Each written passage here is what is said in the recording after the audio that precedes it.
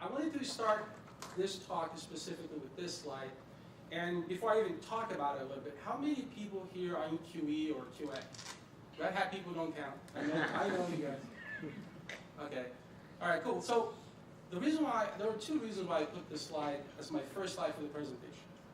One is that if you're in quality engineering or QA, I think you're going to find this funny, right? Because there's this misconception, I guess, that QE is always fighting with the developers and vice versa, and that the role of QE is to actually prove developers wrong, or that they don't know how to write code, they don't know how to do their job. But if that's what you think, which is, I agree, it's kind of funny, but if that's all you really think about, I'm going to say that, you're missing the point. So the fact that QE does find issues with errors that were written by developers is just part of the story. Okay? It's not the whole story.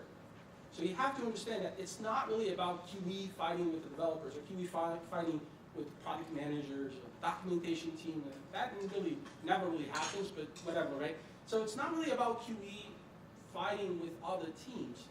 It's really not about that at all, right? And that's why I wanted to give a presentation today. This is the title, is Just What is a Quality Engineer? I'm going to tell you why the title of the presentation is What is a Quality Engineer? I'm going to tell you all about it. But I need to point out that what I'm presenting here today is based on 10 years of experience working in the field of quality engineering.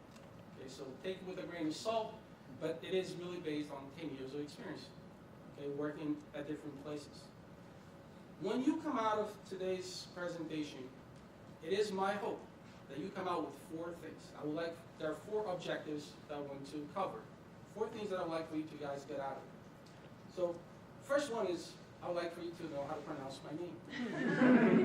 so that's my first objective. And if you get out of this and you don't remember anything at all that I said, at least I would like for you guys to remember my name, how to pronounce it. Then I will talk to you about what QA is, what my definition of QA is. I'll proceed to talk about quality engineering, QE. And then at the very end, I would like to talk about some of the skills, some of the things that I feel that if you were to either learn these things or augment your knowledge of these things, you too could become a quality engineer. So these are the 4 things that I'd like to cover today. Let's start with my name. So it is pronounced Augie Maciel. Okay, that is how it is pronounced, but I'm going to show you how it is spelled. The history, the story behind my name is that my mom, back in the 1970s, was a huge fan of this American author, Augie Mondino. But so that is his name, Augustine Mondino. He stuck that OG in the middle there, and that's how he actually signed the books. Right? So he did not sign his name Augustine in there. And he is well known, or at least he was well known back in the 70s, for writing this book called The Greatest Salesman in the World. And if you go on YouTube and you look it up, it's still there, and it's, still, I guess people are still watching it. But my mom saw that. She was like, she liked the books. And she read that one, she read other books. She liked the name, the sound, Augie, but she did not like the spelling. She said, what just happened?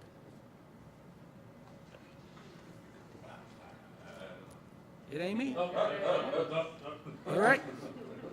So anyhow, it's a unique QE in the house just to fix this kind of stuff. But so she really liked the spelling. She liked OG, but she didn't like how it was pronounced because it's pronounced Og. She liked Augie better. So she said, I'm going to name my son Augie, spelled OG, but pronounce it Augie. Now the other thing, and you may find this a little bit corny, but like I said, when you come out of this presentation, you'll remember this, I promise you'll remember this, is that Augie Mondino, he also wrote this book called The Gift of Acabar. And when the book was translated into Brazilian Portuguese, it was translated as The Best Gift in the World. And yep, I was the best gift for my mom. So in her opinion, I was the best gift in the world, and that's why she named me Augie. All right, so now you guys know how to pronounce my name, a little bit about myself. I've been working at Red Hat since 2011. I worked at our path before that for about 6 years or so. So I'm new to this area, to North Carolina. I actually grew up, well, I was born in Brazil. I grew up in northern New Jersey, and then I've been here for about 11 years or so. I currently am a senior manager for quality engineering at Red Hat, and I manage 4 different projects. Red Hat Satellite 5, Red Hat Satellite 6, Pulp, and you guys are going to actually, during the lightning talks, you're going to hear a little bit more about Pulp, but also a brand new project called Sonar. I'm hiring. Okay, let's talk after this presentation. So the reason why I named my presentation, what the heck is a quality engineer, is because nobody really knows what QE is. Nobody really seems to know what QE is. And whenever I go out and I meet people and, we get past the awkward, initial conversation that you have when you meet someone new, we eventually get to talk about what we do for a living. What's your job? And the conversation usually goes like this, right? So the person asks me, hey, Augie, what do you do for a living at Red Hat? And I tell them, I'm a quality engineer. And they come back to me and they say, oh, you mean QA, right? And to me, it's like, no, QE, all right? So this is, I think 99.99% of the time, whenever I talk to people, this is what happens, right? So I have to take a deep breath and I have to go into, my I guess, this mode where I have to explain to people what is a quality engineer. And in my opinion, the problem why people don't really know a whole lot about quality engineering is because, first of all, when you say I'm QA, to me, that's wrong, because QA, quality assurance, is not a title, is not a profession. You are not QA. Okay? QA is a process, is the process whereby anyone, not just people who test the product, is the process whereby you want to make sure that the product is well tested, it has quality, and it gets delivered with a certain level of quality to the end user, which is going to be probably, hopefully, a customer, a paying customer, right? So that's, to begin with, QA is not a profession. So you're not QA. You cannot be QA, okay? You cannot. Then the other thing is that quality engineer, this term is not really well known. And if you go into Google and you do a search for quality engineer, you get about 5 million hits. Now, compared to quality assurance, you got 83 million hits. And then quality control, which sometimes people actually they use QC, QA to mean basically the same thing. Quality control, it's a process, right? But you can see that as per Google, nobody really seems to know what QE is. Also, another reason, in my opinion, why nobody really knows about QE is that usually there is no QE. In all the places where I worked, there was no QE to begin with.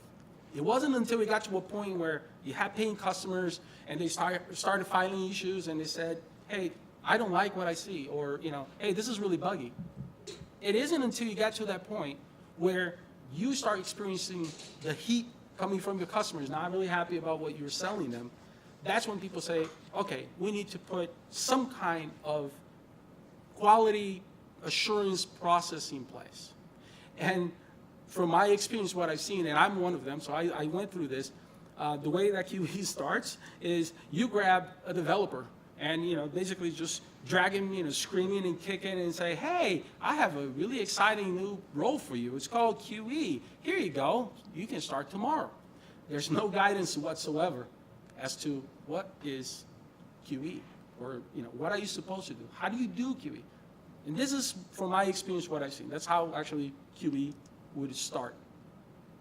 The other problem, and I have a slide that I'm going to show you why this happens, is that nobody knows what QA does. Nobody really knows. There's some testing involved. Something's happening because before the product goes out the door, something happens. There's some guy or multiple people, they get the product, they do something, but nobody really knows what's going on there. And this is the one that really bothers me the most. There's this misconception, this mentality that if you're a tester, you don't write code. So how can you put engineering, how can you put the word engineer next to your title if you don't write code? You don't design anything. And that's a big misconception, right? So if you actually don't write code and if you don't design anything, so then I would agree. You're not a QE, okay? But that's a misconception, and I think that's why people don't really, they assume that if you're working on the field where you're testing the product, you don't write code. So people don't really know about QE.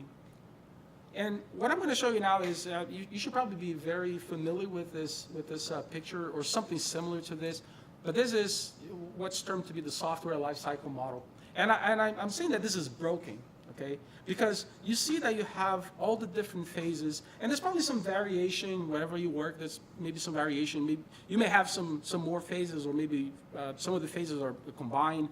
But what happens is that when you start with the software lifecycle, you start with the planning, you go through the analysis, and then the design phase, the implementation phase, and eventually you get to testing. So testing doesn't happen until you go through all these different phases. Okay? So that's when QA happens, right there, number 5. Okay? So this leads to a lot of different kind of problems which I want to cover here, which is, when you come late to the party, then you don't know what you're working on. There's no visibility until you actually get the product, right? You're sitting at the very end, and you only see the product once it gets delivered to you. So when you're in that position, you're testing a black box, right? Someone hands it off to you and say, here, go nuts, test it. I don't know what that means, but test it, right? So you are really testing a black box. And the other thing that really bothers me is that you have no chance to be part of the design, right? Everything's done. Code frozen, right? Everything's delivered. People are already looking forward to whatever the next task is. And you had no say into the design process. Also, usually by the time we get the build, we are running out of time. So you're allocated only a certain amount of time. You need to test it. You need to test it quick because you need to ship it, right? So when you get yourself in that position, you become the gatekeeper. You're the bottleneck, right? And this is something that also bothers me a lot, because when you are placed in a position, when you place in a role where you are blocking, you are the person or the team between getting the product, between the product and the customer, right? When you put yourself, or people put you in that position where you're the gatekeeper, it's not a very pleasant role for you to be. You definitely don't want to block anyone, right? You're part of the team. You want to make sure that product gets shipped. But when you are at the very end, when your interaction with the product is at the very end, that's where you become. You become the gatekeeper, which is something that I don't recommend. So here's my version, or at least one version, of what I think is a better software lifecycle model. So we start with all the different phases again, but what happens is you want QE to be part of all the different phases. QE must be part of every single phase of the software lifecycle model. This is my view. This is what I think is a better model for you to actually work. So why? Because if you have quality early, right, then you actually get to do a couple of things, which is we get to provide constructive feedback. So throughout the entire software lifecycle model, the whole process, you get to provide some constructive feedback. If you've been doing quality engineering for a while, you have experience with the product, you have experience with the customers. You know something. So if you don't provide this kind of feedback as early as possible, especially when you're designing a brand new feature, if you're not providing that feedback, if you're not giving the opportunity to bring this kind of feedback to the table, I think the whole team is missing out on some really valuable information that you may have as a quality engineer, right? The other thing is that if you start early, then you get to participate in the design phase. You actually get to provide some opinion, right? And once you understand what the user stories are, what the design is, you can write the user stories, or you can help them write the user stories, though it shouldn't be QE writing the user stories. It's a team effort, in my opinion. So it's got to be product managers, it's got to be the developers, it's got to be your support team. They all have to be in the same page, understanding what the user stories are. Then once you understand all that, you get to write the test cases, and hopefully you get to do some exploratory testing, right? Because usually, and I don't know if you're familiar with this term, but when you're in the QE, there's this thing called a happy path, or the gold path, right? So it's like, you click here, you click there, don't deviate from that, right? If you do, bad things may happen. So you want to do exploratory testing as early as possible. You don't want to wait until the very end. The other thing also is that if you are familiar with the product as early as possible, you do have an opportunity to automate. Now, I'm going to say something that may shock you guys coming from a quality engineer who does automation for a living, but you may not automate everything. You may not want to automate everything. There are things that are better left not automated. Okay, so the guys that work with me here did not hear that, okay? But it's true, okay? Sometimes there are things that you just don't want to automate. It just doesn't make a ton of sense, right? And as I pointed out earlier, you definitely want to do more exploratory testing as early as possible. So now I want to tell you what my definition of quality assurance is. When I prepare my slides for this presentation, I went to Wikipedia to look for a definition. And I'm gonna let you guys read this. It's pretty long, so you don't have to read the whole thing. I'll share my slides later on. You can see what the definition is. But I did highlight some words, some keywords in my opinion. And they are listed here on this other slide. So these are some of the keywords that I took out of the definition from Wikipedia. Let's call it a semi-official definition of what QA is. And it says requirements fulfilled, measurement, comparison, monitoring, feedback loop, error prevention. But my first problem, as I pointed out earlier, is that QA is a process. It's not a profession, right? And then if you are in QA, if all you do is QA, right, then usually, if you're lucky, you get some kind of requirement from product manager, from the developer, and then your job, when you are sitting at the very end, at the receiving end, is to make sure that what the requirement says is what the product delivers.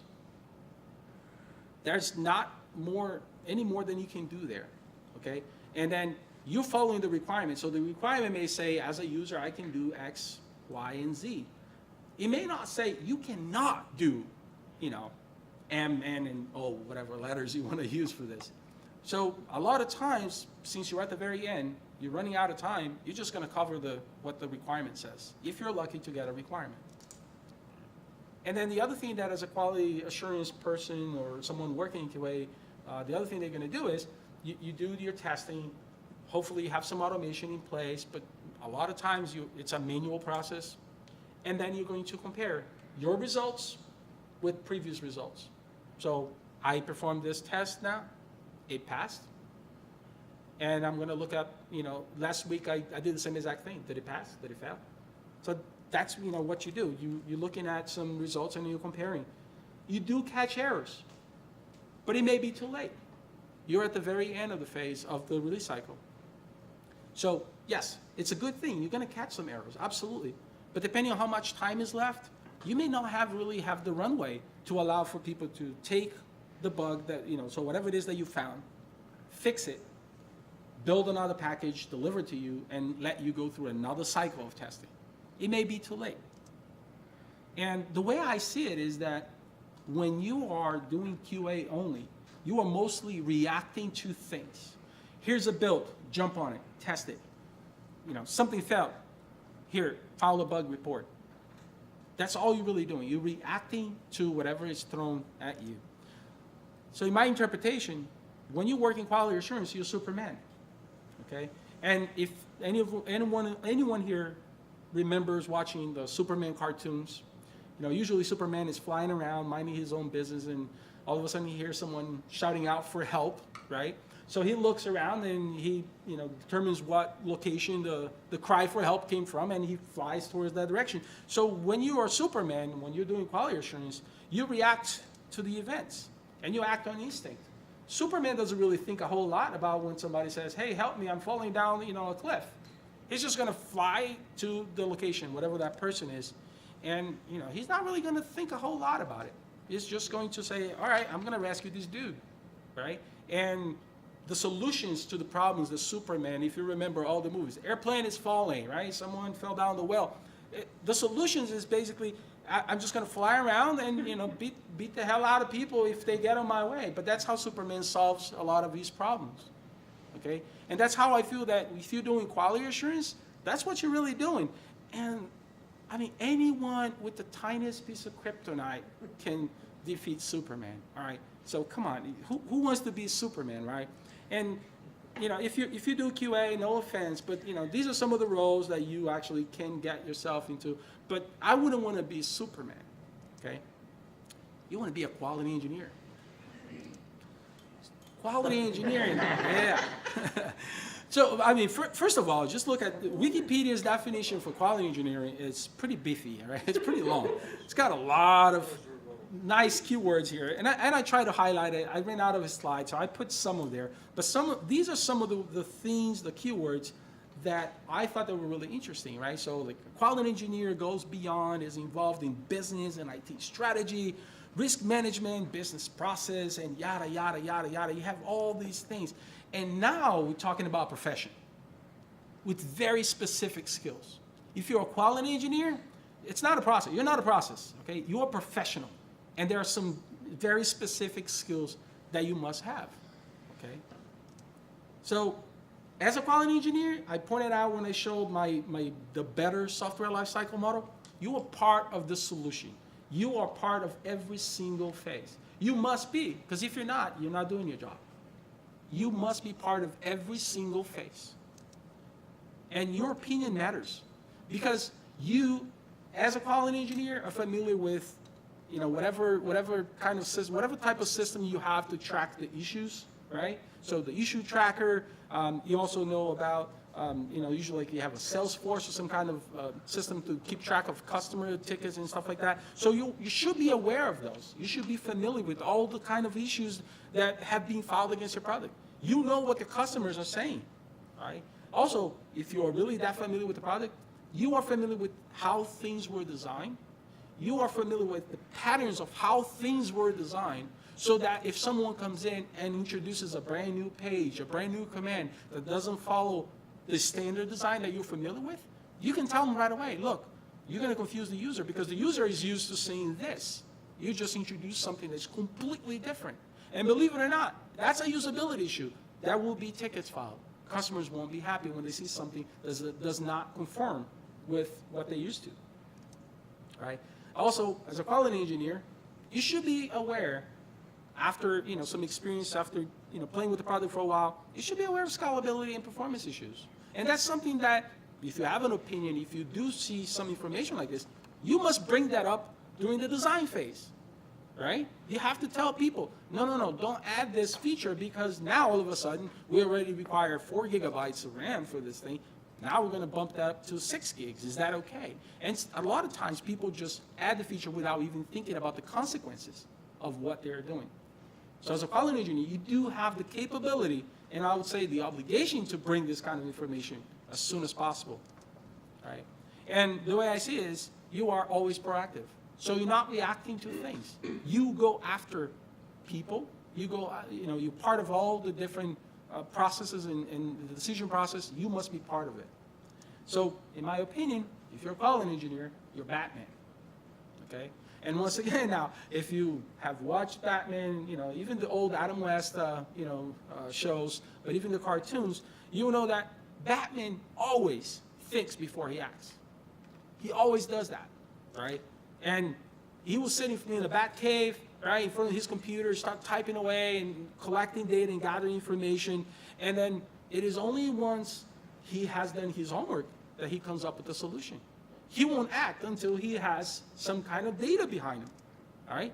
There's no gut feeling involved, all right? So he's not going to drop whatever he's working on and just, get on the Batmobile and try to rescue people. He will do his homework.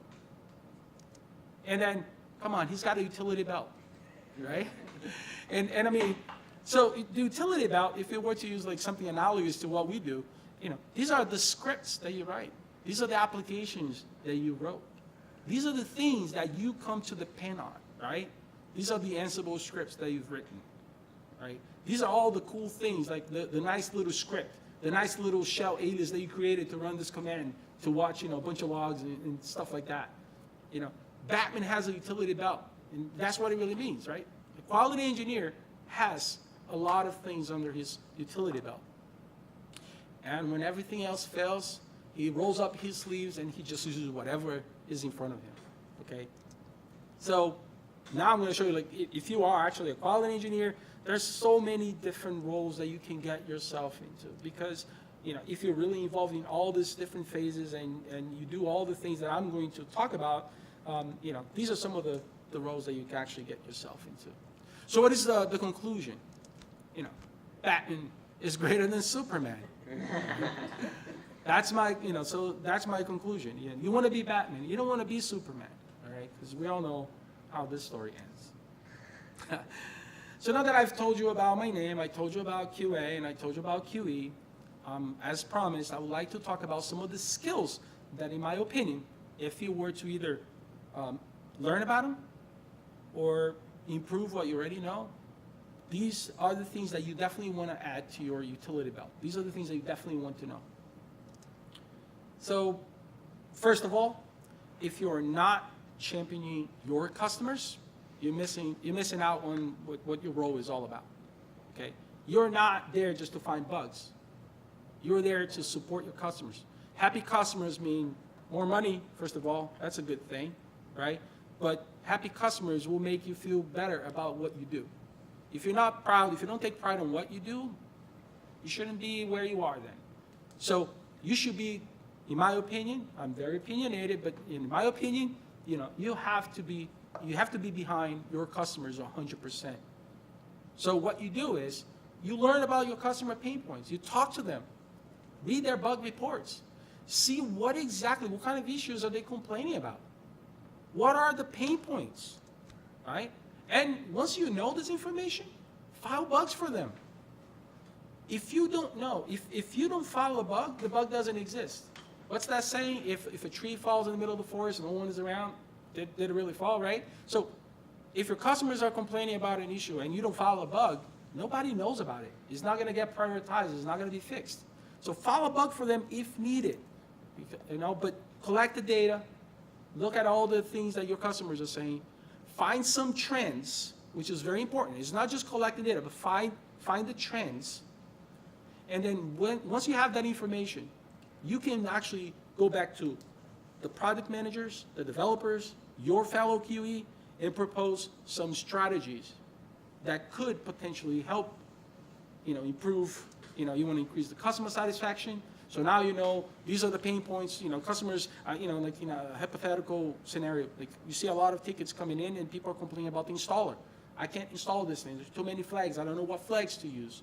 So, once you know that that's what's happening, right, you can actually find some trend and maybe you realize that we need better documentation or the installer should be smarter. It should tell you if you're missing something that is important. But you got to bring all that information. But it isn't until you sit down, gather the data, and find the trends that you're going to figure this out. So once you bring this data and then you start proposing changes, if your customers see in the next iteration of the product that you actually fix the issues, they'll definitely be happy. Right? So you want to work towards increasing the customer satisfaction. Definitely, if you can do the automation, code coverage is awesome. Right? So immediately you know if the feature is working or not, and later on it can serve as a regression point for you, right? It's a regression suite for you to make sure that nothing new has broken the product. I think also, in my opinion, that as a quality engineer, it's important for you to know when to turn down the request for a new feature. So there's that book, and there's the saying, if you give a mouse a cookie, if you go up to your customer and say, what do you want? We'll add it here. They will say something like, I want Ansible support. What does that mean? I know Ansible. I know how to use Ansible. But how do you add support for Ansible? What exactly do you mean? Right? So it's important for you to get that kind of information. And then maybe 50 customers say, we want Ansible support and this is what we mean. So we've got 50 people behind that. But then you have someone else who may say, I want, Docker support for this thing. So when you look at these things, you have 50 customers on one hand, the other just one customer on the other hand. Which one are you going to tackle first? So Docker may not even be in your roadmap. So you have to know when to turn it down. And even if Ansible is not on your roadmap, and I'll say that you're crazy if it's not, but if it's not, you still should be able to tell people, I'm sorry, we're not going to work on this. But I think it's important that you need to know how to do this. And obviously, you always want to deliver quality to your customers. Okay. Now, when you get yourself, if you want to get yourself familiarized with the product, you need to do the legwork, which means that you need to act as you are the customer, the first customer, customer number one for the product. So, you know, when you are a quality engineer, can you write code? Absolutely. We're going to talk about that a little bit later. You know, are you an engineer? Absolutely. But you want to act as the customer, which means that you make no assumptions. Follow the documentation. Do things as the customer would do. Because the little shortcuts that you may take along the way, you may have a script or you may have a, you know, a job on Jenkins that does things for you automatically. They don't have that. So you're not actually seeing what the customer is seeing. It's very important that you follow exactly what they're doing. And as you're playing with the product, if you see some usability issues, right? So there's a workflow that takes like 20 clicks. You may want to point that out to say, hey guys, to go from A to B, it takes 20 clicks. That's a lot. Can we do something about this? Can we streamline it? So it is actually your job as a quality engineer to point this out. Think out like the customer. I'm the customer. If I'm annoyed after I use this thing and I need to click 20 times, I'm going to make some noise. You know, I want to make some noise. So I'll definitely let people know. And the other thing is, don't deviate from the happy path. Don't do just what you think the customer will do or what the documentation tells you to do. Explore.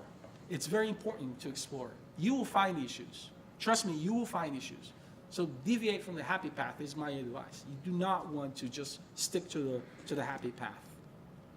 And the other thing that I see a lot is that a lot of times someone gets an issue to verify. And then when I verify it, you know, you may say, I'm going to click on this button, and then this is supposed to happen. I click, nothing happens, I failed the bug, and I'm done, right?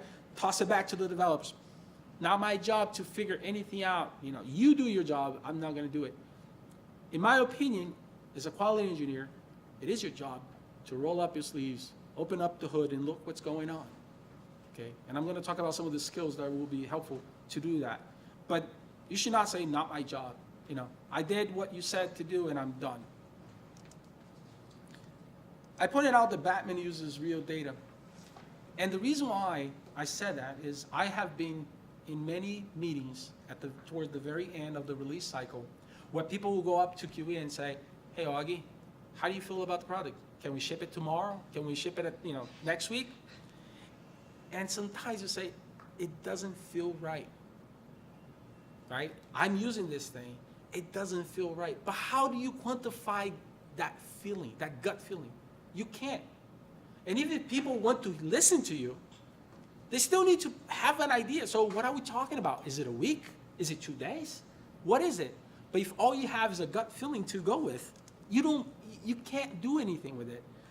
But if you bring data, real data, you cannot argue against that. Okay? The data speaks for itself when you do that. And it makes it easier for you to make logical decisions. So you definitely want to look at the issue trackers. You want to, for example, a couple of things that you want to see, in my opinion, is you want to see what your backlog looks like. Is your backlog decreasing? That's a good trend. If it's not, that's not a good trend. Are you basically reach a plateau and not moving forward? How about the new defects arrival? Are more bugs coming in? Okay. What's the regression rate? What's the reopen rate? So these are some of the things that you can actually get out of the issue tracker. And these are the kind of data that you want to bring to the discussion. So that, like I said, you show a picture and you say, look, yes, we are definitely taking care of all the bugs. The burn down chart looks great. We're taking care of all the bugs. But what about new bugs getting filed? If you're not looking at that, if you're ignoring that, you're missing out a very important piece of the puzzle, right? So when you present the data to the team, it is no longer a gut feeling whether you want to ship it or not. It is not a gut feeling. The other thing also is that it's not a QE thing only. It's not, hey, Augie, do we want to ship it? It's a team decision. Here's the data. You tell me. Hey, documentation guys, are you happy? Because I got a lot of bugs that failed with the documentation component. Are you happy with that? Right? Translation bugs. Hey, translation guys, are you happy? Right? No, the data is right there. I don't mean to be sarcastic, but like the data is there. So that kind of question shouldn't even be asked. It's there. And it's no longer a QE decision anymore. It's a team. It's a team effort. So you gather all your data and you present it. Show the data.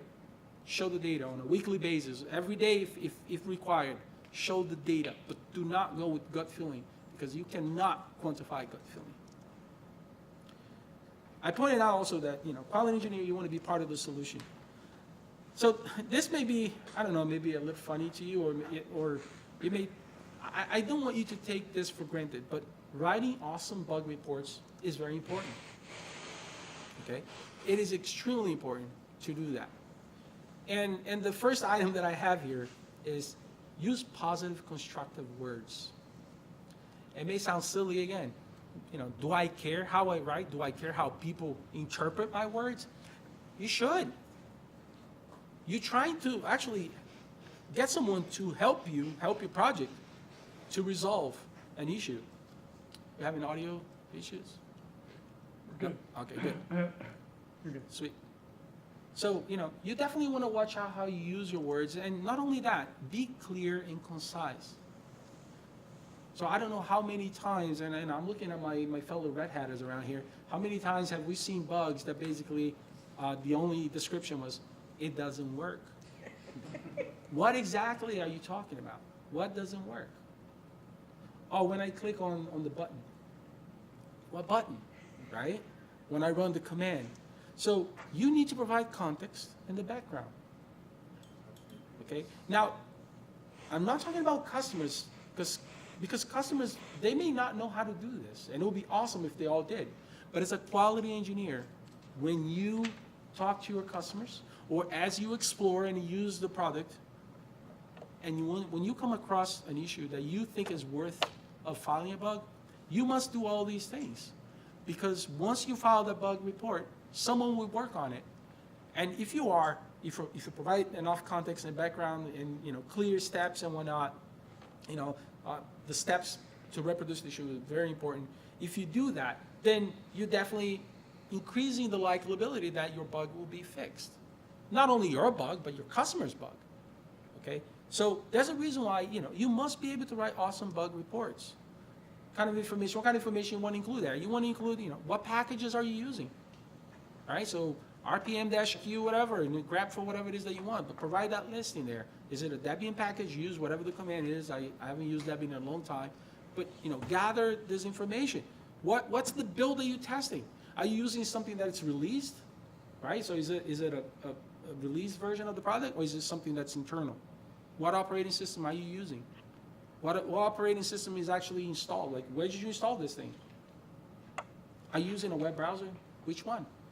All this information is very important, and you should always, I can't stress that enough, include logs. You have to include logs. If you don't, you're missing out on a gold mine of information right there with the logs. Screenshots, if you want to actually point to something on the web UI. And if you don't know how to express in words what exactly the problem is, make a video, make a short video, an animated GIF.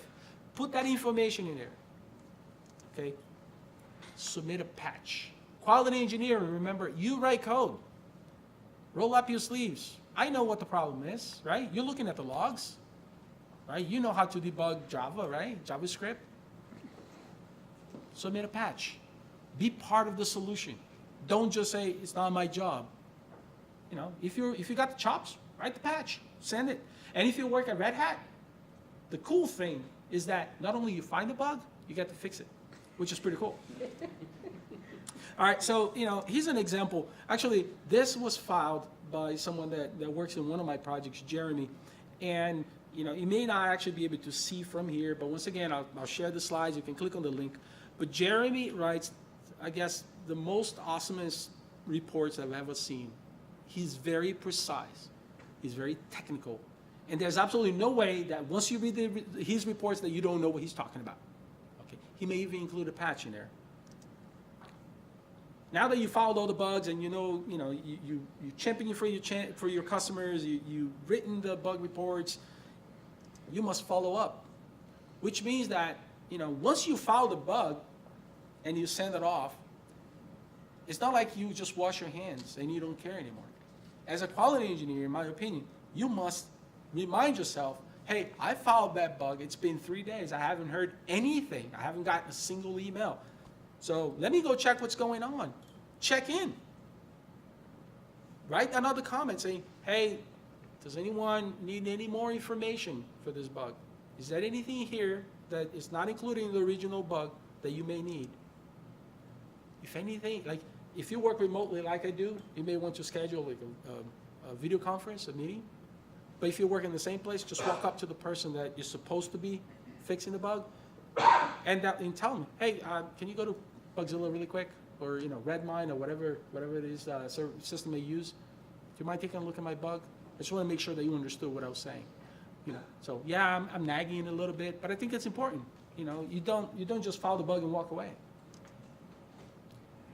And then we do that a lot too.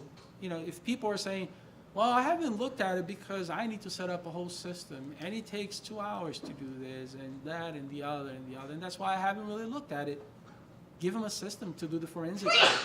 Bless you. Pulls that off. Do that. Offer a system for them. And if you don't have a system, you may have a script and say, look, if you don't have anything, here, do this, you get the system, but this is exactly what you need to get that system so that you can test it. And don't take no for an answer. I'm too busy. Okay, I understand. I'll come back tomorrow. Or, yeah, it's not really a bug. No, it is. So you have the final say. You're customer number one. Don't ever take that for granted. You are customer number one.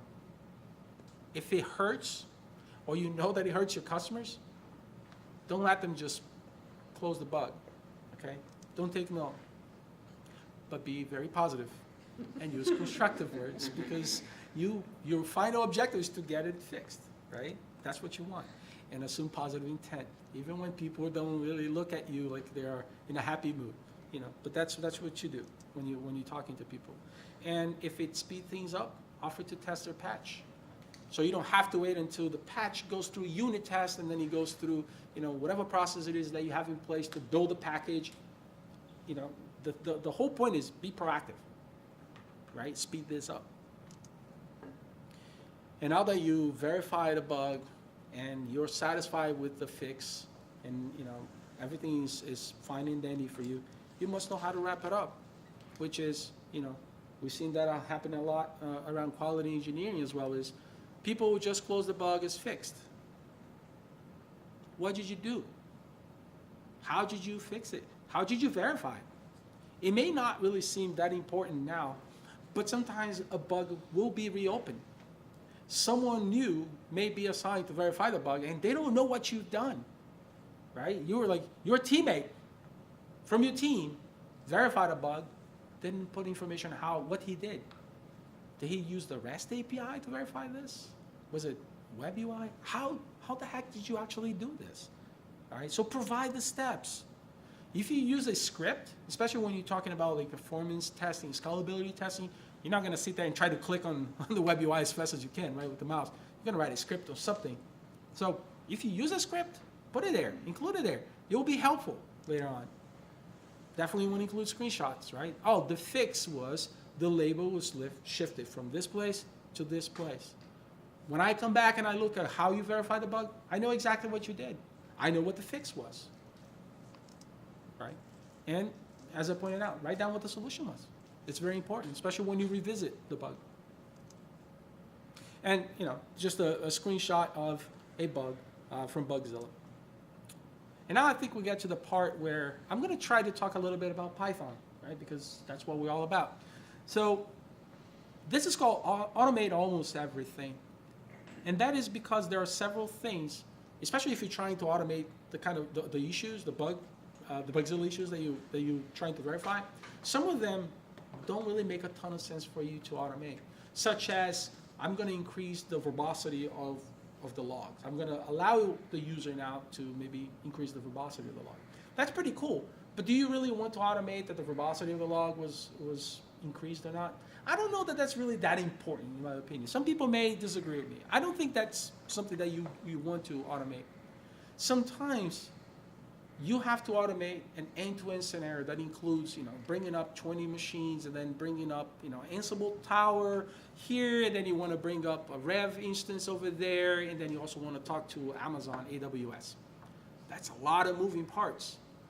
You may not want to automate all of that. You may want to automate just some chunks of it, right? Components. But it's always good to add end-to-end. But like I said, it's a call that you're going to have to make. Not everything can or should be automated, in my opinion. I put this slide here because whenever I talk to people and whenever I hire people, if I remember, what I like to say is that, in my opinion, the best quality engineers are the lazy ones. Yeah, I know, Perry. Because the thing is, if you sit there and you do the same thing over and over and over and over, that's just boring. You're an engineer, for crying out loud, okay? You don't want to work too much like that. You want to automate, okay? So I put it there, that's really the message, is that, if you work too much, there's got to be a better way, okay? So you have to stop and think, there's got to be something. And usually what happens, and, QE folks in the house can say what they think, but you do something 5 times, that's plenty. I don't want to do it again 6 times manually. I want to script the damn thing, okay? So that's really what the point is. And I'm pretty sure you're all familiar with this slide, right? So that's what you want to do. You want to automate as much as you can so that, when you get the build, yeah, you get to drink coffee, you get to do whatever it is that you want, shoot the breeze, and let the automation, let the robot army take over and do its thing. That's what you want to do. And I wanted to talk about test pyramids. So if you actually go online and you Google for test pyramids, you're going to find a ton of different models, a ton of different pictures, and a ton of different, ideas about what the test pyramids are. And I'm going to talk about very specific about this one, which is something that we actually use internally for the projects that I manage. Like I said, you can talk about, what do you test? Like unit tests should be at the bottom of the pyramid, and they must be really quick, and you must have a ton of them. And then you start with component testing, right? And these are slightly faster than unit tests, but you don't have to have as many. And then you talk about system testing, integration testing. There's a lot of different kind of tests that you can perform. But for the projects, for the projects that I manage, that's Russian. For the projects that I manage, the way that I like to divide or split the tests is that I like to have a ton of API tests in the bottom of the pyramid. And I'll tell you a little bit why. But that's how I like to run the project. So we have a ton of API tests, and then a slightly largish number of command line tools, assuming that whatever it is that you're testing does offer a command line tool. Okay, and I really hope that whatever it is that you're working on, it does offer a REST API endpoint. I really hope it does, because if it doesn't, yeah, I don't know if that's a good thing, especially if you have a web UI on top of it. But then, as you can see on the test, web UI is the very tip. And it's supposed to be really, you want to have not a ton of web UI tests, unless that's what your application is all about, then you may not even have a CLI layer there, right? But if you do, I would say that you don't want to have a ton of web UI tests. And I will tell you why for each one of these. And like I said, I would like to try to focus a little bit on Python. So if you don't know how to do REST API testing, then you definitely want to do it, in my opinion, because it is the best bang for your buck. Okay, it's fairly easy to write automation for a REST API. And it does, the cool thing is that you can very easily increase the code coverage for your product. It's really, in my opinion, not really that complicated, okay? And CRUD operations for REST API, I mean, using Python now, you can use some metaprogramming to do some really clever things. Doesn't matter what the thing is, but if it does offer a CRUD, you can do some really clever metaprogramming to add, create, delete, and update fairly easy. And you get a ton of code coverage, okay, by doing that. And if, like I said, if you have never done REST API, then I would say you have to look at Python request package by Kenneth Wright. You have to look it up, okay? Because it is an awesome library. It definitely improved how people used to write these kind of tests before. With Python requests, it's really a breeze. And I wrote a very simple test. You can see the Batman is involved in the example here, but it's really that easy. Import it, and then all of a sudden now you can do gets, posts, puts, you name it, and you just use Python requests.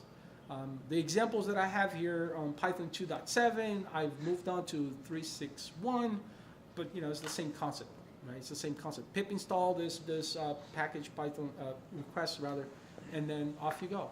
So it's really easy. And if you are not familiar with it, I highly recommend that you look it up. Command line automation now. So if you are working on something that does offer a command line tool, it is by far the easiest endpoint to automate. And that is because depending on how you set up your tests, you can literally take whatever it is that you type on the console and just plop it into your test. You're done, okay? And if this is how you actually set it up, right, you may have to do some tweaking to make sure that whatever data is returned by the command, you may want to do some parsing. A lot of people don't really think about the data being returned. So hopefully, if the application you're testing, if it does return something that allow you to say, oh yeah, return JSON data for me, then you're good. But if it's unformatted tabular data, then you may have to do some tweaking there. You may have to write some kind of filter to make sure that you take the output and you massage it so that you can interpret it. But it's really easy to do CLI. And we use, for the projects that I manage, we use different Python packages. I am going to show you an example of Paramico, but you can use Ansible, you can use Pumblen, I think it's called Pumblen, or I think that's what it is, and Fabric, but Paramico is the one that we use a lot at work. And here's a very simple example where I'm actually SSHing to a remote system, the Fedora people server, and I'm running the ls command. And then whatever is returned, I actually have access to standard out, standard error, standard in. I can actually see what the output is, right? So if you need to do some command line automation, then I recommend that you look into Paramico. Take a look at that. Now comes the hardest, most pain in the butt type of automation that you can get yourself into, web UI. It is hard. And not only that, it is an art. Okay, you have to be really creative, because if the application that you're testing does not, if you do not have very clear IDs, unique IDs for every element that you're working on, and if you have a lot of AJAX calls in there, you're gonna find yourself really pulling your hairs out, right? And the whole thing is that you really have to rely, because you need to interact with something in the DOM object of this web app. And the way that you do it is you have to have some kind of ID to know how to get to it, XPath, and there's some other methods that you can also get to it, but it is a pain. And worst of all, it is so brittle, because somebody decides to bring Patterfly or whatever it is that they want to put in, your automation is broken a lot of times. And we've seen it happen many times with our projects. And that's why if we go back to the pyramid, you don't want to have a ton of those, because they're a pain to maintain. Okay, they're a pain to maintain, and very brittle. If you do, however, have to do web automation, test automation, exercising the web UI interface, then I recommend that you become very familiar and acquainted and comfortable using Python Selenium. Okay. So here's a very simple example that I put here for you guys. And you can see that when you look at this slide, basically I instantiate a window, a Firefox browser with Python. And then I go into Google, and then I'm going to input something to the search field, quality engineering, and then I have an assertion to make sure that the title of the page that's returned after I perform my search has the word quality engineering, right? Very simple test. But when you look at this, when I wrote the code, this is what you must know. And if you can see on the slide, I don't know if the font is big enough, but you can see that I have the search box highlighted. And then towards the bottom here, you can actually see the HTML source for this page. Why do I have this? Because I need to know how to interact with this box. So I can actually interact with that box either by ID, and I'll go back to show you. I don't know if it's going to be very visible, but when you look at the HTML source, you can see right here, it says input ID equals LST-IB. That's exactly what I'm looking for right here. Okay, and then once I can actually get a hold of that element, you can actually interact with it. And I'm sending the keys, I'm actually inputting the text, quality engineering. Here's the same exact code. Instead of using ID, I'm using the XPath. And you can see what the XPath is here. So, you know, using IDs is definitely easier. Trying to figure out what the XPath is can become a little complicated, especially on, you know, how convoluted the page is, the content of the page is. The next topic is Jenkins, right? So we talk about writing automation for API, CLI, UI, and you know, assuming that you have a system where you can install the product, you know how to do that well. You know, Jenkins or continuous integration, specifically I'll talk about Jenkins, but continuous integration, continuous delivery, it's where you tie it all together. Because, you know, you could have written this really amazing script. You don't want to sit there, you know, and wait for an email or a phone call and say, hey, Augie, we got the build for you. You don't want to sit there and say, okay, let me log in and run my script, right? So you want to have some kind of continuous integration process in place where, you know, you can do ad hoc testing. You know, you don't want to sit there and use your system, right? You're crazy. You're not going to run this test. You have 1,000 tests. It's going to open up like 1,000 browsers. You're not going to do that on your system, or you're not going to get any work done, right? So get Jenkins to do that for you, right? Externalize everything, and you know, Jenkins or well, Travis is like more open source, but I guess you could also use that externally. Bamboo is something that I think there's something called Bamboo. I don't know if it's called Bamboo anymore, but it's something that we used at our path. But the cool thing is that, you know, everything should be automated. So from the process of, you know, here's some fix. So there's a bug, someone provided a patch, submitted, that gets reviewed, it gets merged. So something's got to trigger Jenkins to say, okay, I have something landed on the master branch. I'm going to run the unit tests. Assuming that passes, I'm going to build an RPM for you. And then assuming that works, I'm going to spin up a VM. I'm going to install that RPM. And now I'm going to run the battery of tests. And whenever the tests are finished, you're going to get a nice little email with the report and say, hey, here's the end result, right? And you can do many other things also along the way using Jenkins in this example, but you definitely want to have continuous integration. And then the other, you know, what I was talking about is a pipeline. So you have, you know, this idea that something happens which triggers another, you know, something else and something else and something else, and you can have different permutations. So, you know, you're going to test your product on Rail 7, on Rail 6. So just tell Jenkins to create two forks running in parallel. And report to you, right? We're too busy, you know, playing games or whatever, right? Online and drinking coffee or whatever it is that Perry likes to do, you know. But that's, you know, that's the whole idea, is that you want to have a continuous integration process, because if you have to do, after having written, you know, really awesome tests and you have nice coverage, you don't want to do it manually. It has to be automated. So I highly recommend, if you don't know Jenkins, you definitely should look into it. You can actually get a Docker image of Jenkins that you can run.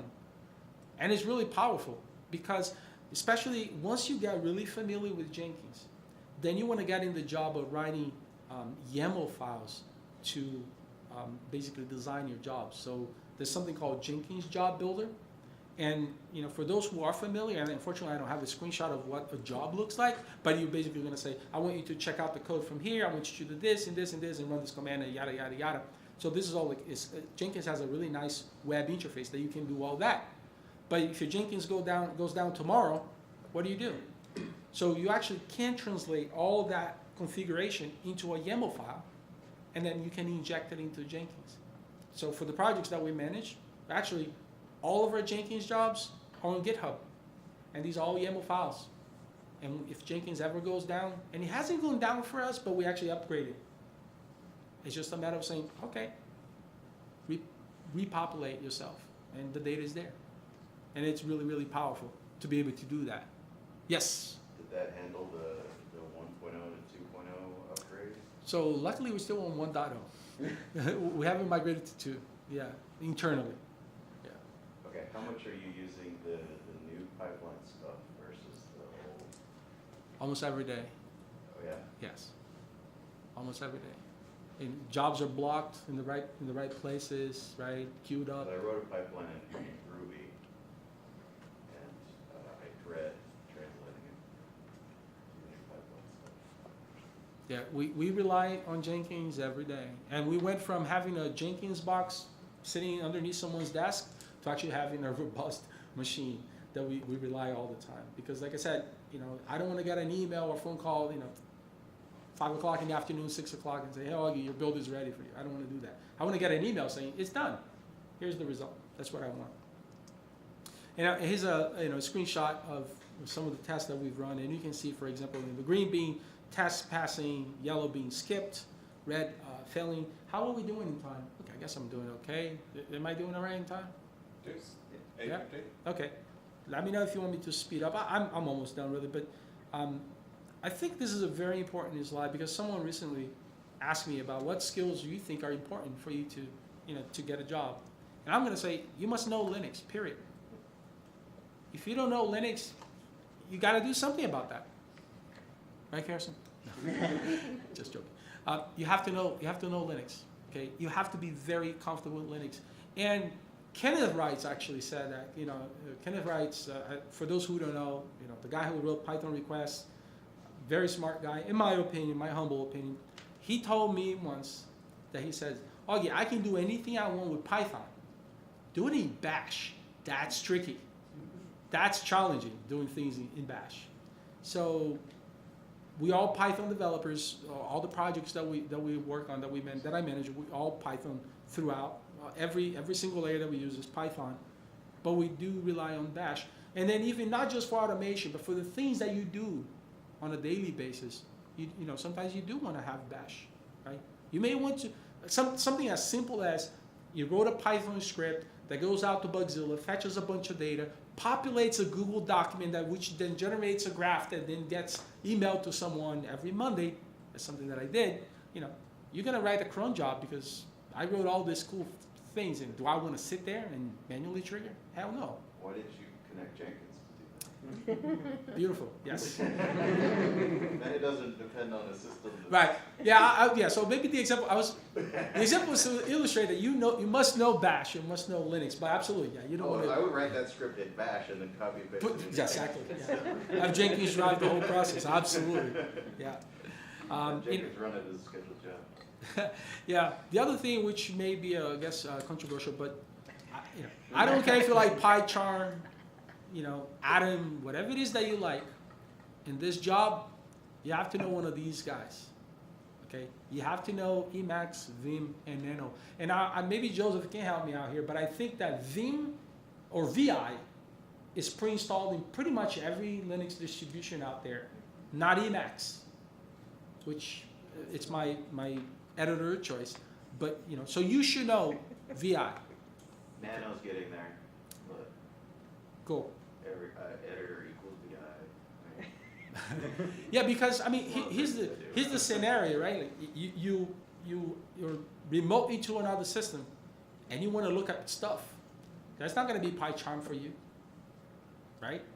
You're not going to have Atom installed or whatever it is. gedit. I don't know if anybody still uses that, or kedit, right, Joseph? But What's that? so you must know. So pick one.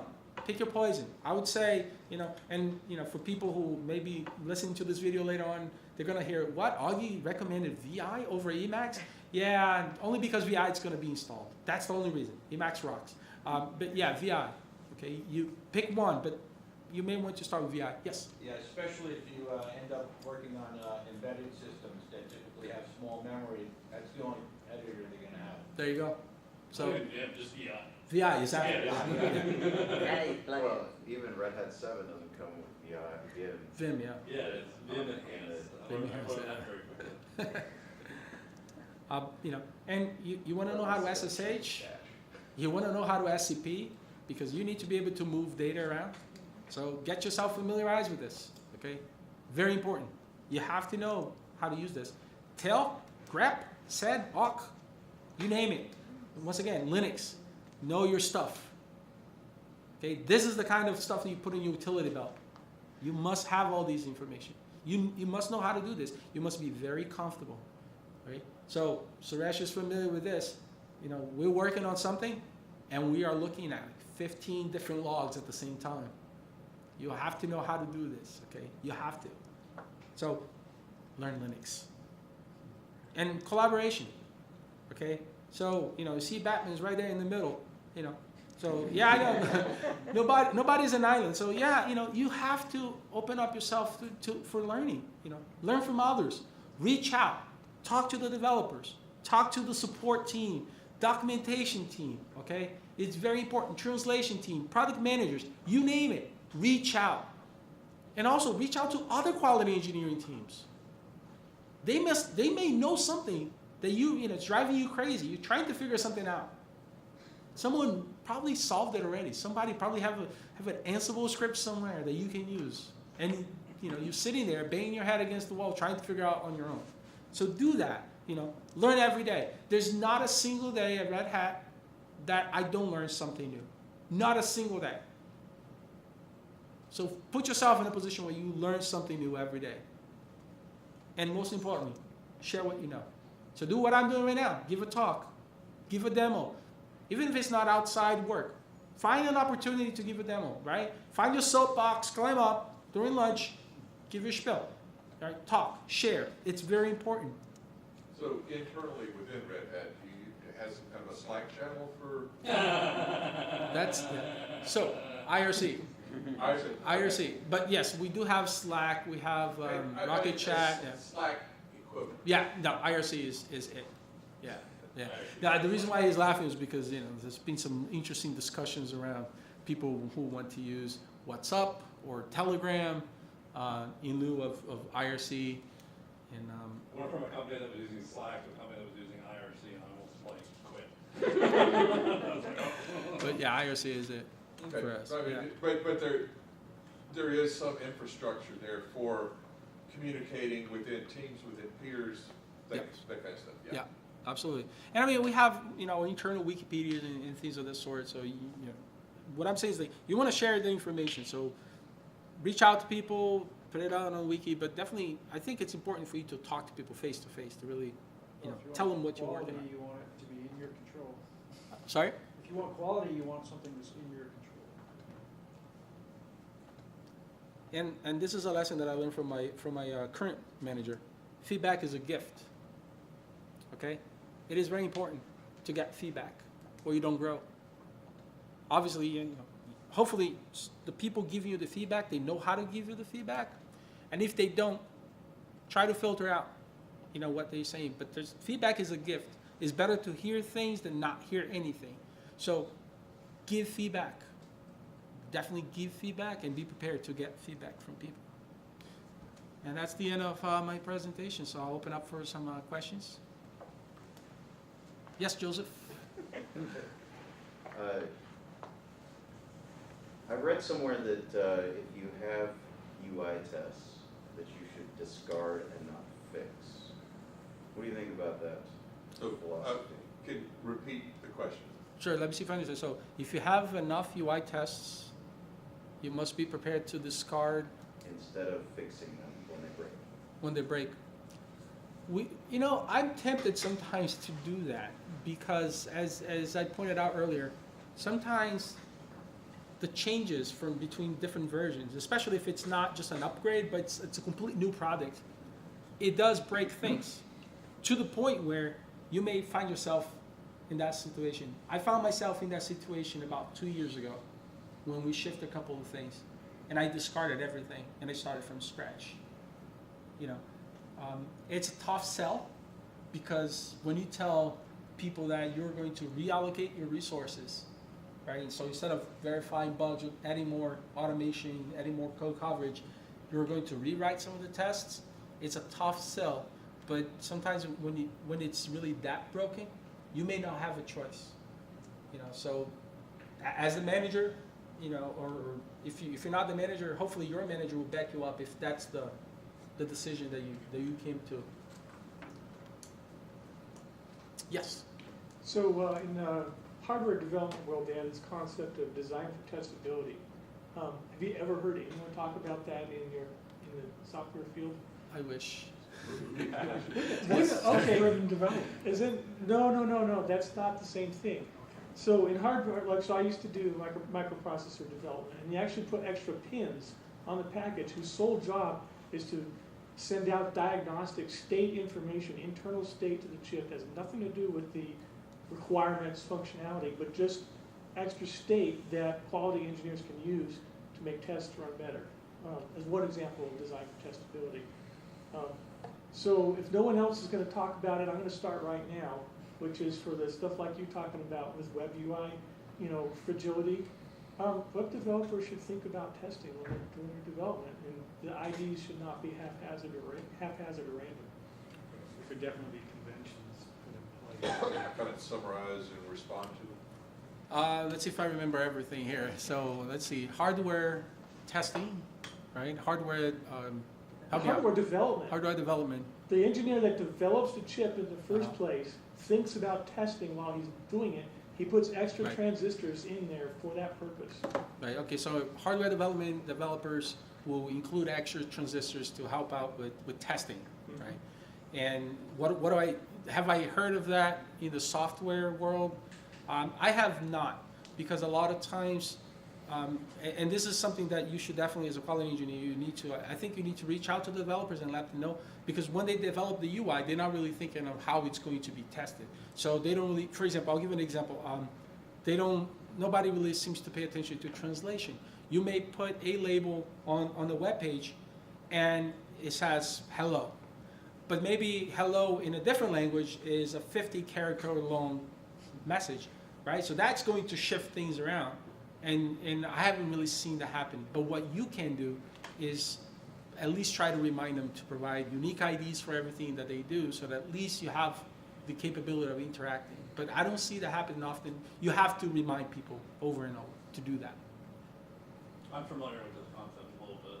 I used to work for a company that made a network switch, and we tested a feature. We had a feature where it tested prioritization of traffic, and it's very hard to test that feature. And really, what you care about is that everything got configured correctly. And the way we figured out how to do it was you go into some shell that was shipped by Broadcom, some Broadcom shell, and like look at the output from this shell, and it's like, did it go in the right queues?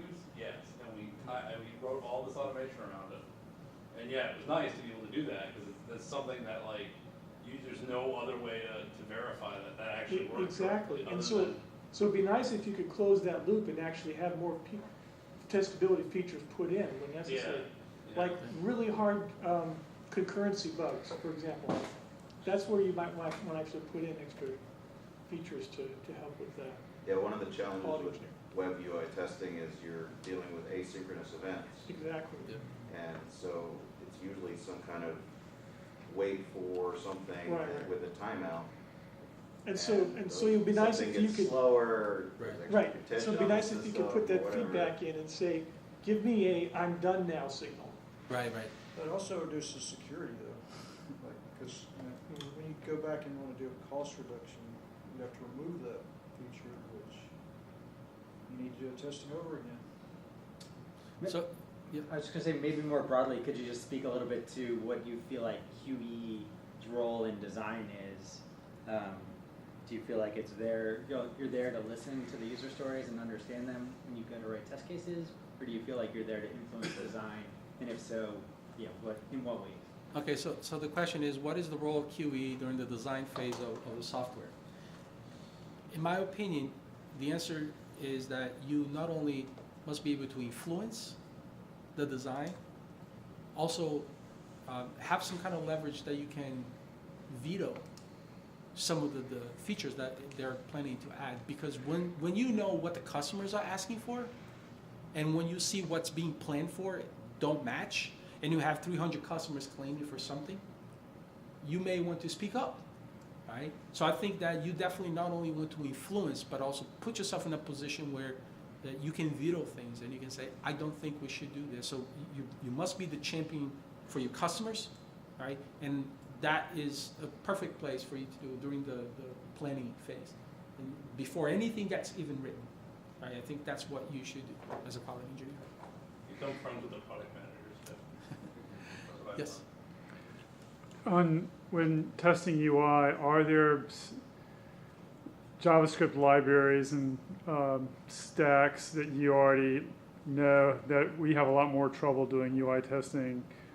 What wisdom do you have on picking, and would you say that in influencing design, you might also influence technology decisions on which JavaScript library to use when you're planning for your So the question is, as a quality engineer, if I have an opinion as to what JavaScript libraries to use for the design of the web interfaces. yeah, correct? that are the most testable and the least credible. Yeah, they're easier, to make your life easier to test. I don't have an opinion formed, but the one thing that I can say is that I've seen a tendency of people use a mix of different libraries, believe it or not. And that tends to make things really complicated. So even though I don't have a recommendation for which one to use, I would just say stick to one of them throughout. Yes. So you talked about user stories, and I'm going to make an assumption when you said that you're in an agile environment. So my question is, when does the development methodology affect constructively or adversely your job as a quality engineer?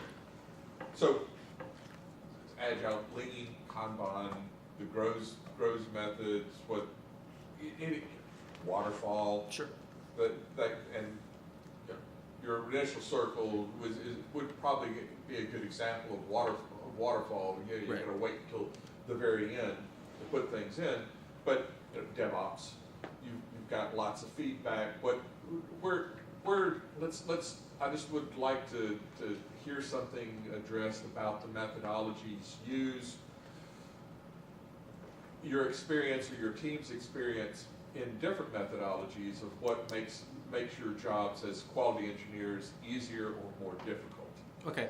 So I don't think I need to repeat because you're really close to the microphone, so I think that's okay. But what I've seen from my experience, especially on a waterfall model, is that a lot of times the developers themselves don't really have a clear picture as to what they're developing, right? So the point of failure is in the planning phase, and then they got somewhat like half of the picture, right? They don't understand it clearly, and there's that really famous picture that you see, like there's a swing, yeah. So what happens is the developer will write code against what they think it is that was asked of them, and once they are done, they hand it off to QE. So since in the waterfall model, quality engineering now is at the very end, and now we start testing, it turns out the quality engineer will come back and say, no, you missed a lot of different things. These are all the things that you missed. You must be able to do this and this and that. So now, while quality engineering is testing the product, developers are going back and touching the code again and modifying the code again, so that maybe a week later, you get a brand new build, and the delta between what you've already tested and what they are giving you now is so large that it may even invalidate all the testing that you've done, right? It really depends on how much of the code was touched just to fix that one thing. So this is one of the scenarios where I've seen that, development, because they were not able to be done, right? So there's the definition of done is kind of something that it's a different topic, right? But nobody really seem to know when done is done. But the thing is that they don't get the clear picture from the get-go. So if they ever have to go back and drop whatever it is that they're working, because they already moved on, they're thinking of whatever next feature they're going to add. If they have to go back, then there are issues with like I said, the code changing a lot. But also sometimes if you're already branched, cherry picking things right? So you moved on, you branch, you're working on master now. Now you got to start maybe picking stuff, cherry picking back down to downstream. That has led to a lot of heartaches for us. You know, so that's my experience with that. Yeah. Another question also about methodology, behavioral driven development. So have you or your team had any experience with in a BDD environment, not TDD, behavioral driven development? Right. And if so, what does that help? You know, with here's the user. It's not a user story at that point. It's here's things that are going to happen, and you can automate those tests. Right. So once again, I'm not going to repeat the question, but the answer is no. I haven't done it. I don't have a lot of experience with BDD, but that is because I am an example of what I showed earlier, which is the QE team came late in the game. So by the time there was a quality engineering team in place, our goal is to provide code coverage and make sure that, you know, do functional testing. Does it work? So the answer is I haven't been able to do much BDD. Okay. And then my last question was, have you ever thought about an alternative scale for your gut feeling? I know data rules, Yeah. but an alternative scale for your gut feeling, it's like, if my sister, I wouldn't kiss her. As this some type of analogy that a scale of something. Yeah. That people would be able to go, yeah, I can Right. see where your level of gut feel is on this part, and it's very difficult once you're into that post 10,000 hours experience to be able to convey that in anything but just doesn't look right. Yeah. So the only time that gut feeling worked was when other teams had the same feeling. So if you're the only one saying that, it doesn't feel good, doesn't smell good, people don't really tend to listen to you, because they will go around and say, does anyone have any problem? And depending on, I did say that quality assurance is something that is not the responsibility of just one team. Is everyone should be responsible for quality assurance. So if people are not as involved as QE, and they don't really have a clue as to what's going on, I mean, like documentation team, they don't see the product till sometimes it's done, right? So if no one else has a dog in this fight, they're not going to listen to you. But if you do have other people saying, it does feel sluggish. Yeah, I'm having a lot of issues. It was pretty fast before, now it's not. That's the only time when I see gut feeling say something to people, because there are more people from different groups speaking up. Yes, in the back. Do the engineers write their own tests, or do they just rely on you to figure that out for them? All right, the question was, do my engineers write their own tests, or they rely on me on what to write? When we get to do things right, which is more agile, every engineer, so some of them are here, they get partnered up with a developer. It is their job to learn about what the user stories are, even help write the user stories if required, write the test cases, and then once they know what the test cases are, they get to automate them. So they get to do that. And it's gotten to a point where I don't need to really say anything. Also, if you have some kind of code coverage report, the report will tell you exactly where the gaps are. So the picture is very clear. You don't have to tell people, just look at the coverage report, here's the gap, right? Is it a priority? Now, the other thing that is important is, you may have gaps in many different places. You may have to prioritize where you want to allocate the resources, right? Some areas are hotter than others. Over there, I guess. You made a comment a couple of minutes ago that engineers or development team may not have the acute focus on requirements that you do. They have a diffuse or incorrect idea. The waterfall model, for all its faults, there's a partition between the quality team and the development team, such that the quality develops that acuteness in the ideal case, even though waterfall has its own drawbacks. When you have all this interaction up front in the early phases, can that in fact cause your team to go astray and get the same fuzziness the development team does? Okay, so if I understood the question is, if you're in a more of agile model and you have QE participating as early as possible, is that, I guess, an occasion, could something happen so that even though QE is involved as early as possible, that they could go, something could go wrong and they may... Groupthink problems. Sorry? Groupthink problems. Groupthink problems, yeah. So I haven't seen something like that happen, but that is because, Mark, I think you asked me, you know, what model do we use? Are we agile, whatever? And right now I'm in a waterfall / agile. Yeah, because it's very waterfall in the beginning, and then when it gets towards the end, when QE gets the product, they want you to be more agile. And that's how I've seen it happen. So, you know, we're trying to change that. So I haven't really gotten myself in a position where I would see something like this. But I could, the one thing that I can say is that if, let's just say, for example, that the planning phase goes wrong, and we got to the scenario where I said the developers, they think they know what they're working on, and if you're doing agile, QE is right alongside of them. So they will be working on something under the assumption that, you know, I'm going to get a product that does this and that and the other. So I'm going to go ahead, I'm going to start automating things, right? When you're talking about REST API, even if you don't know all the details, you can pretty much write some code, stub out some code that you know, in the end, I'm going to have an endpoint.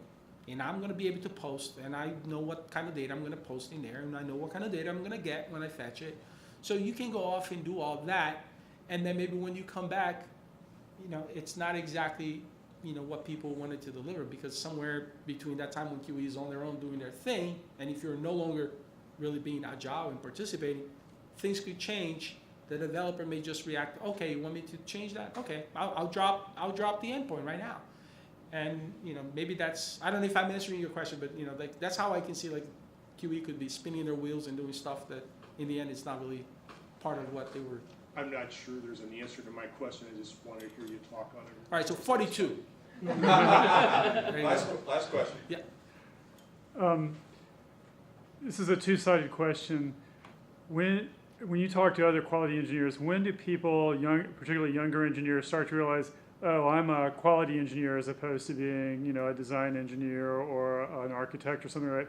And as a manager, when do you sort of recognize that a particular talent and the overall team is a QE kind of person? Can you sort of speak, are there any kind of heuristics that you have sort of arrived at this point in your career about when someone knows this QE is the path I'm going to do? All right, so the question was, as a quality engineer, when do you, as an associate, as a quality engineer, when do you know if you are QE or not, right? If you are more QA, if you're more QE. Maybe you just got out of college and right. You know, you've sort of gotten shunted off into QE, and you don't know if that's what you want to do for your life. When do you know that you become QE? And as a manager, when do I know that people become QE, right?